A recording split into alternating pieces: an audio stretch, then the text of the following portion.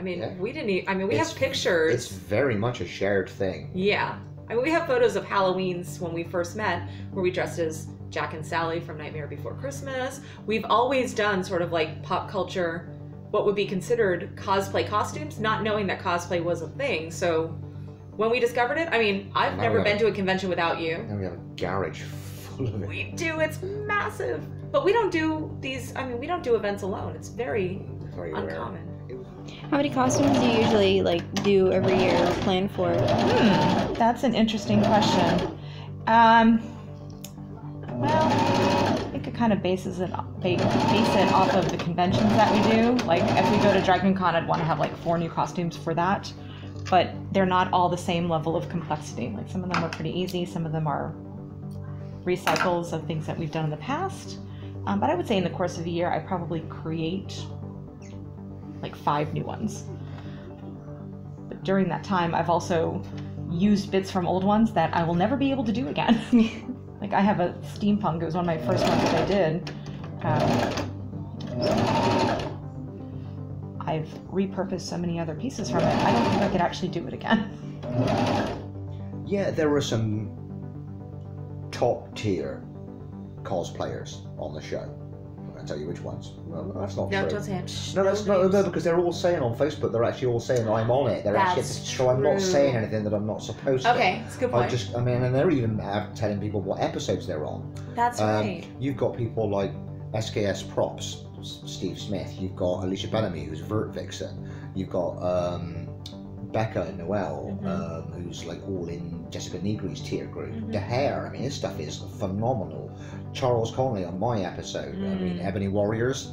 Dude's like you think he's a machine. I don't think he sleeps. I don't think he's alive, actually. I think he's actually just a costume-producing robot. He made a Wolverine, like, in one night, and showed pictures the next morning, like... Ridiculous. Yeah, he's really, really good. I mean, he churned out that ODST in, what, 6 days? But I think that's a differentiator when it comes to people who apply for this, because they're getting ready to cast they are in season right 2, now. Is you've got to not only be good at what you do, but you have to have the right personality. You need to get along with other people. You need to be collaborative, you know, charismatic. The people that you did the show on are just great people to watch. They're interesting. They are, and they're a fantastic group as well. I mean, in my personal opinion, I mean, they chose wisely. They represent a great slice of the positive side of the cosplay community. Right. People that are skilled, enthusiastic, passionate, but also collaborative, supportive, friendly, and just nice people. There were large chunks of time when I was on set when I completely forgot that it was a competition, because we were just messing around, chatting, helping each other as necessary, which is cool. And I will use the same thing to describe it that I have to everybody. It was like the ultimate 3-day con crunch with some great new friends in the most well-equipped hotel room on the planet. It was a blast, and I'd do it again any day. All right, so working on a Gears of War costume for somebody, I discovered when I was doing it that I didn't have any storage. Storage is always an issue when you're in a cosplay. So I decided to build in functional pouches. So these are actually fun pouches that work. They're built, they're constructed. What I want to make them do is look like they're fabric or like a canvas or something. Canvas pouches are stitched together. How do you make them look like they've actually got stitches in them? Don't know what this thing is, but it's one of Elle's tools, so I have to remember to put it back. And literally all you do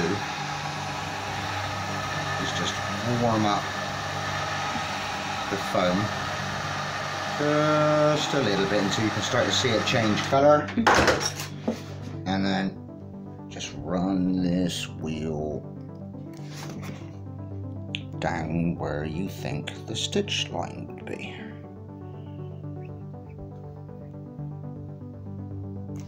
And then it looks like it's got stitching on it. Cool. Even though it doesn't, not really. I would not have the ideas that I have if I didn't have you to run them past. Like, I mean, we come to each other all the time and say, okay, I have this thing I want to do. Like when I was talking about the Gertrude Aldridge, I want her to properly light up.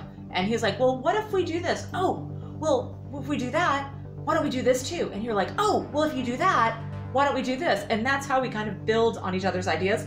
That's where I think we work together best. I mean, it evolved from what they had done on the film, which was actually having all of the lights pretty much under the dress, to creating a dress, but then actually having all of the electronics stored in the base plate, which actually makes more sense because you can actually have stronger fans, better lights, and more battery power. But I think, and to kind of go back onto where that concept came from, it goes to how we work together. It was backwards and forwards. Because I said, well, you know, maybe I can stand on some sort of platform.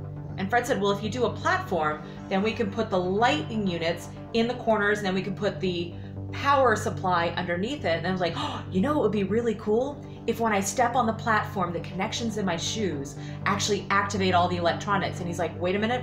And then he went and sketched something and said, what if we do this instead? So that's the building that if I were married to somebody that was not into costuming, I wouldn't know who to talk to about that.